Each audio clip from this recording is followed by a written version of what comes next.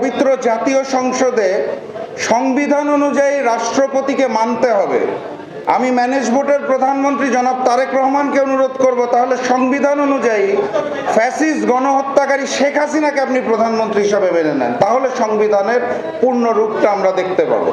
ওই একইভাবে জনাব তারেক রহমান যেখানে বসেন সরকারি কার্যালয়গুলোর পিছনে সংবিধান অনুযায়ী শেখ মুজিবুর রহমানের ছবি রাখা এখনো বাধ্যতামূলক, আপনারা সেটা করবেন না। অর্থাৎ যেটা বলতে চাইছি সেটা হচ্ছে সংবিধান নামক ম্যাজিক বই প্রয়োজনে ব্যবহার করব, প্রয়োজন ছাড়া করব না।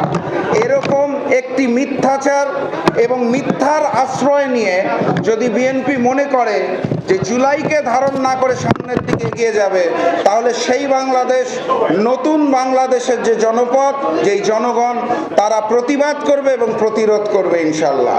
আমি সবার কাছে ভবিষ্যৎ বাংলাদেশের জন্য দোয়া চেয়ে আজকের মতো বিদায় নিচ্ছি। বিজয়ের পথযাত্রা শুরু, জীবন অথবা মৃত্যু। আসসালামু আলাইকুম।